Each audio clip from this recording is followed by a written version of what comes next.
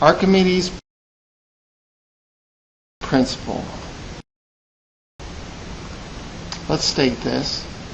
Any body completely or partially submerged in a fluid is buoyed up by a force equal to the weight of the fluid displaced by the body. In other words, the buoyant force is going to be equal to the weight of the fluid that would have occupied that space that is being vacated by this body.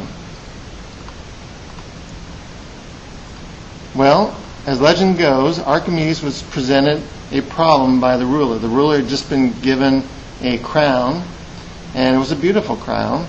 And the ruler wanted to know if this crown was made out of gold or whether the person who had given it to them had kind of given them a cheap crown made out of tin or bronze or something like that. And so you could always weigh the crown, but you wouldn't know what its volume was because it's got all these facets to it. And unless you melt it down into some compact volume, you wouldn't really be able to determine what the density of the material was. And of course, if you melt it down into compact volume, then you're destroying the crown.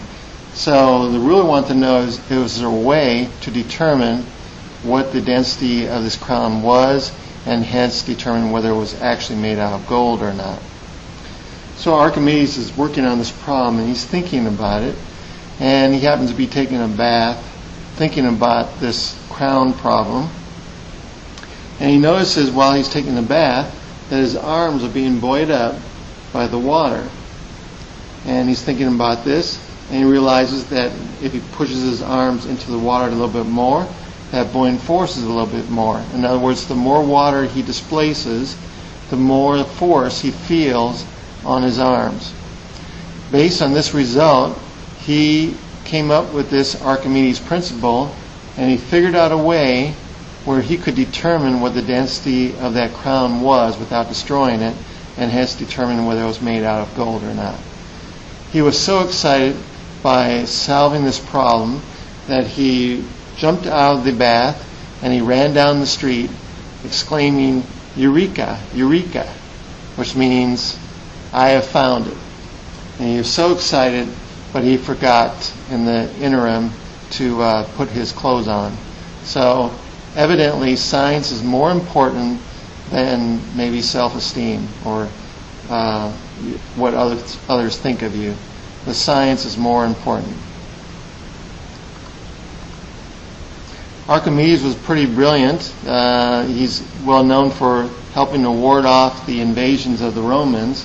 And one such invasion, he had the Greek soldiers shine their shields and make it so bright that they could reflect the sun and focus it on the sails of the Roman ships and set the sails afire.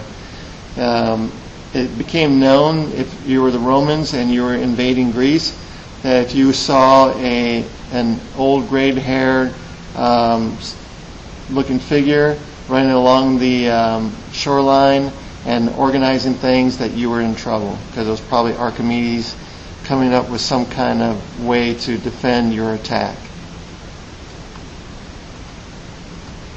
Back to the problem at hand, Archimedes Principle. Here's a wordy verification of this principle. Consider a cube of fluid or some kind of volume of fluid within the fluid itself. So you have this volume of fluid and it's surrounded by like fluid. And one thing you can notice about this piece of fluid is that it was in equilibrium. So even though it's got weight, there's going to be some weight associated with this fluid. There's a force of the surrounding fluid such that it is in equilibrium, and the net force on it would be zero. So even though it's got weight, there's some kind of buoyant force by the surrounding fluid that is equaling the weight of that cube of fluid. Okay, sounds good. But what would happen if there was some way where you could remove that cube of fluid from the fluid and replace it with some other object? Maybe a piece of metal, maybe a piece of steel, or iron, or wood, or styrofoam, or something, and you're just going to occupy the volume that the fluid was still in. Well, the surrounding fluid doesn't have a brain, So it doesn't know what's actually occupying that volume. It doesn't know whether it's fluid, whether it's steel, whether it's wood, whatever. It's still going to apply the same buoyant force on that volume as it did before. It doesn't know better. And so it's going to still apply the same buoyant force equal to the weight of the fluid that would have been in that volume as before. Well, if your object were steel, it's heavier than the weight of the fluid, and hence it's going to have an apparent weight equal to its true weight minus this buoyant force. So it's still going to sink, but it's going to sink slower than it would than if you had it in air. And hence it's going to oppose a buoyant force equal to the weight of the fluid that would have occupied that volume. How about that?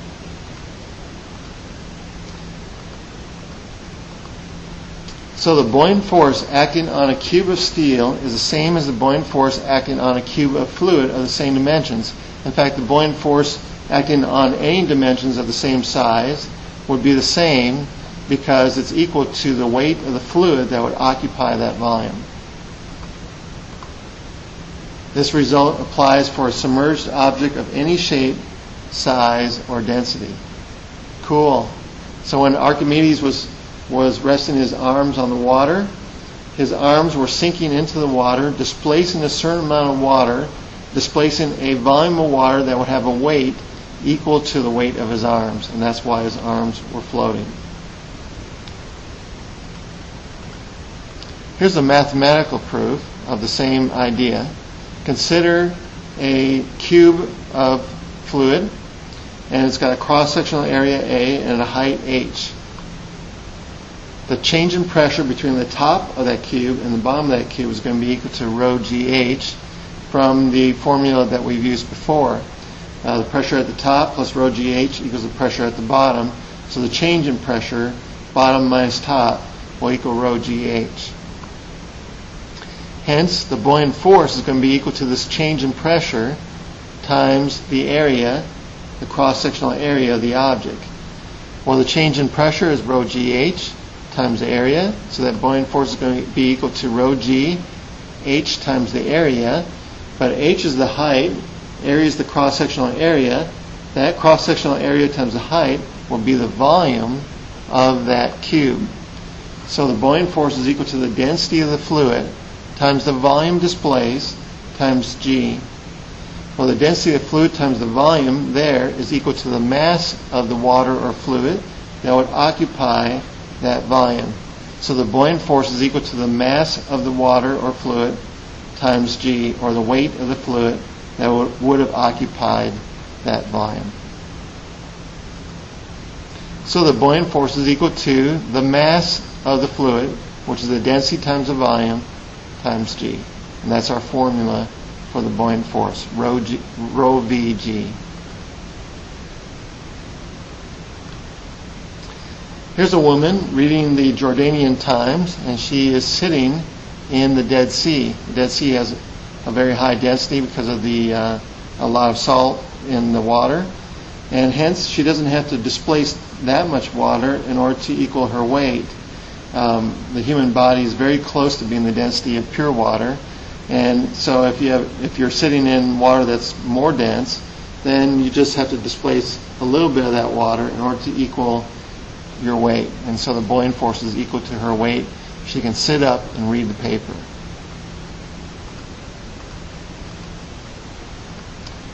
What causes an object to float? Well, the weight of the object would be equal to the buoyant force.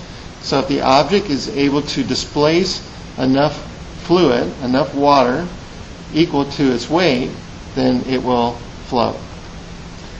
So the buoyant force will equal its weight.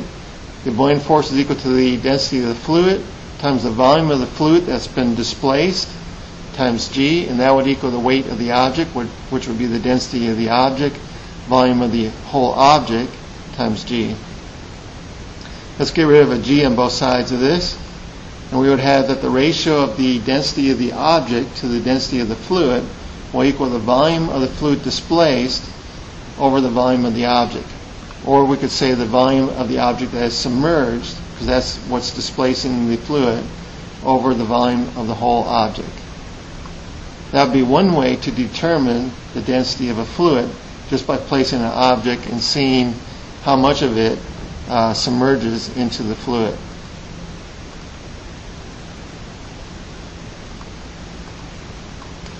Well, let's try this out. How much of an iceberg is actually below the surface of the water? For this, we know that the density of pure water, by definition, is 1 gram per cubic centimeter, and the density of ice is 0.917 grams per cubic centimeter, just a little bit less dense. The ratio of the object to the ratio of the fluid is the volume submerged to the volume of the whole object. In this case, that would be 0.917 to 1, or 91.7%. So if you had an ice cube sitting in pure water, 91.7% of that ice cube would be below the surface of the water.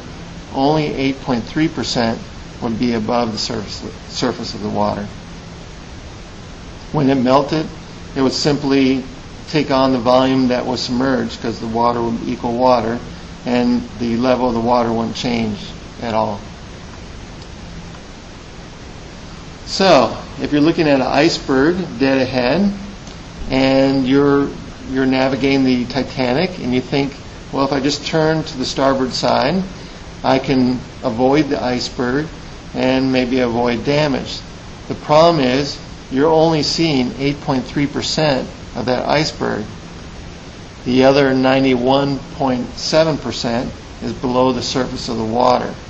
And hence, even though you think you're avoiding the iceberg by what you see on top, the hull of your ship might hit the iceberg down below, because there's a lot of ice. 91.7% of that ice is what you can't see. And possibly that is what happened to the Titanic. Here's a mechanism to determine how much antifreeze you have in your radiator. These balls have different densities, and when they float, then it means the density of the ball is equal to the density of the fluid, and that would tell you what ratio you have of antifreeze to water. So that could help you determine whether you need to add more antifreeze or not to your solution. Steel is much denser than water. How then do ships of steel float? Well, there's two ways you could approach this idea. You could say, well, there's air inside the ship, and hence the density of the ship as a whole, steel and air, is less than the density of water, and hence it floats. Or you can think of it as the ship just needs to displace enough water such that the weight of the water it displaces is equal to the weight of the ship, and that's why it floats.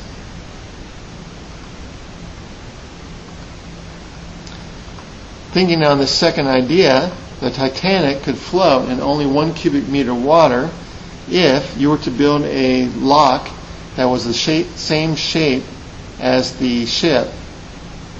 Say that 5 times fast. You have a ship that has the same shape as the lock, and so if we were to squeeze a thin layer of water all the way around, it could float in 1 cubic meter water. All you have to do is displace water such that there's a thin layer of water all the way around your ship, and you can float the ship. So the water that you're displacing that's equal to the weight of the ship doesn't actually have to exist. In other words, you don't actually have to have that water that you're displacing that's equal to the ship itself. You can just displace a volume and have water around you, and that still will make you able to float.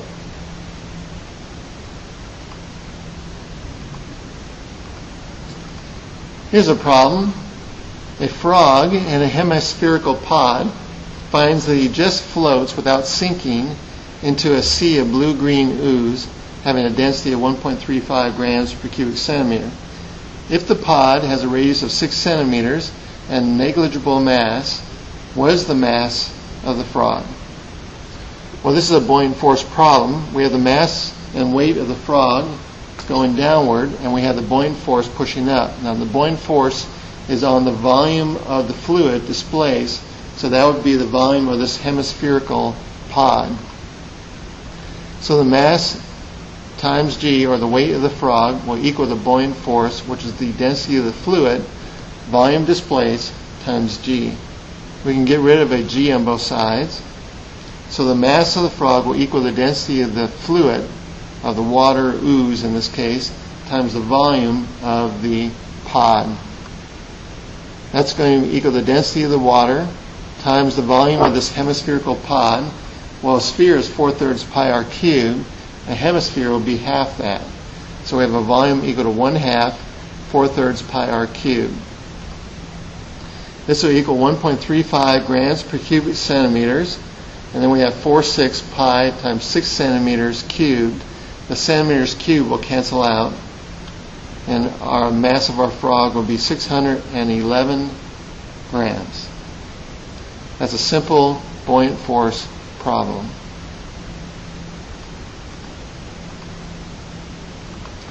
Here are some conceptual questions. Lead has a greater density than iron, and both are denser than water. Is the buoyant force on a solid lead object greater than, less than, or equal to the buoyant force on a solid iron object of the same dimensions? Well, if they have the same dimensions, they're going to displace the same volume of fluid. So whatever has the same dimensions within the fluid is going to have the same buoyant force. The buoyant force is equal to the weight of the fluid that's being displaced. So if you have the same dimensions, same buoyant force. If I put a ping pong ball down into the water, it's going to experience a buoyant force equal to the weight of the water displaced, equal to the weight of the water that would have occupied that sphere. That force is much greater than the weight of the ping pong ball. Hence, that force is going to throw the ping pong ball outward, and that's why the ball will go up. Let's try another problem. A pound of styrofoam and a pound of lead have the same weight. If they are placed on an equal arm balance, will it balance? The answer to this is no. Because if they have the same weight, that will balance, but the buoyant force on each of these is going to be different. If you have styrofoam, it's displacing more volume within the fluid of air, because air is a fluid. And so there will be more buoyant force on the pound of styrofoam, because it's got more volume, than on the pound of lead. And that buoyant force will force the styrofoam up, and the lead will go down, and it will look like the lead weighs more than the styrofoam because of the difference in the buoyant forces. Here's a third conceptual problem. A person in a boat floating in a small pond throws an anchor overboard. Does the level of the pond rise, fall, or remain the same? This is a good question, a very, very nice question. I'm going to let you think about it, and I won't give you the answer until the end of this lecture. That way you can end the lecture early if you don't want to know the answer, if you want to think about it more. So we'll give you the answer at the end. I'll tell you right now, it's not necessarily a straightforward, easy answer. So if you think it remains the same, no, it's going to be different from that. Here's the Archimedes problem. A bargain hunter purchases a gold crown at a flea market. After she gets home, she hangs it from a scale and finds its weight to be 7.84 newtons. All right, she knows the weight of the crown. She then weighs the crown while it's immersed in water of density 1,000 kilograms per meter cubed, and now the scale reads 6.86 newtons. Based on that measurement, is the crown made of pure gold? So we already know the weight of the crown, 7.84 newtons, but when you immerse it in water, it seems to weigh less because the buoyant force is going to be acting on it. Now the mass of the crown is going to be equal to 7.84 newtons divided by 9.8, or 0.8 kilograms. Let's see, by immersing it, whether we can find the volume of the crown. If we immerse it, it's going to feel a buoyant force, and its true weight minus the buoyant force will be equal to the tension that she measures, or the new scale rating that she measures. So the new scale rating will equal the true weight minus the buoyant force. So the buoyant force will equal the true weight minus the tension measurement. That will be 7.84 newtons minus 6.86 newtons, or 0.98 newtons, is the buoyant force acting on the crown. But we know that that buoyant force should be equal to rho v g, the density of water times the volume of the crown times g, so we can get the volume of the crown. It is equal to the buoyant force divided by the density of water times g. This will be 0.98 newtons divided by 1,000 kilograms per meter cubed times 9.8. The volume of this crown is 10 to the minus 4 cubic meters. Hence, the density of the crown is 0.8 kilograms over 10 to the minus 4 cubic meters, 8 times 10 to the 3 kilograms per meter cubed. We can look this up in a density table of common metals, and you would find that 8 times 10 to the 3 kilograms per meter cubed is most likely the density of tin or some kind of alloy of bronze, because the density of gold is much higher.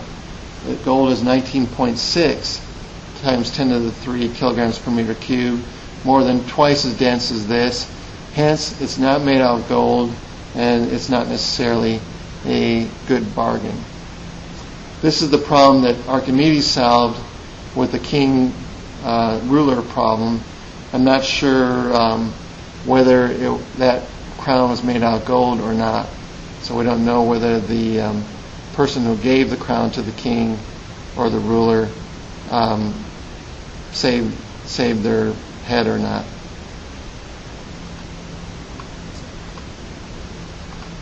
Here's another Archimedes problem. A light balloon is filled with 400 cubic meters of helium. At 0 degrees Celsius, what is the mass of the payload that the balloon can lift? We have to remember that air itself is a fluid. Assume the balloon has no mass except for the contained helium, so the weight of the balloon will be equal to the weight of the helium inside, while the buoyant force will be equal to the weight of the air that would have occupied that same volume. So the lift will be equal to the weight of the balloon, or the buoyant force minus the weight of the balloon. The weight of the balloon is equal to the density of helium times the volume of the balloon, 400 cubic meters, times g, and that is 702 newtons. The weight of the buoyant force is equal, or the buoyant force is equal to the weight of the air that would have occupied the same volume. That's the density of air, 1.29 kilograms per cubic meter, times 400 cubic meters, times 9.8, 5,057 newtons. So the difference between the two will be our lift. 5,057 newtons minus 701 newtons is 4,356 newtons. So this balloon would be able to lift something that had that weight. The mass of that would be equal to that force divided by 9.8, 444.5 kilograms. So this balloon would be able to lift 444.5 kilograms, which would be more than a person. So if a person were grabbing this balloon, they would go off flying. Now for the answer of that third conceptual question. If you don't want to learn the answer, stop the video now, because this is the end of the lecture. But if you do want to know the answer, then listen on. All right, so you're in the boat. You're in a small pond, and you have an anchor. If you have an anchor, that's part of the weight of the boat. And so in order to offset the weight of the anchor, you have to displace an extra amount of water equal to the weight of the anchor. Now, water is less dense than the anchor, so that displacement is going to be more volume than the volume of the anchor itself. Hence, the pond's going to be displaced a little bit higher at that point. But if you throw the anchor overboard, now when it's in the water, it's only going to displace the volume of the anchor itself. And hence that volume is less than the volume of the water it was displacing when it was part of the boat. Hence, the volume when it's in the volume displaced when it's in the water is going to be less than the volume displaced when it was in the boat. Hence, we had more displaced water when it was in the boat, less displaced water when it's in the water, so the level of the small pond is actually going to go down when you throw the anchor into the water. So that's the answer to that third conceptual question. And that is the end of this lecture on Archimedes.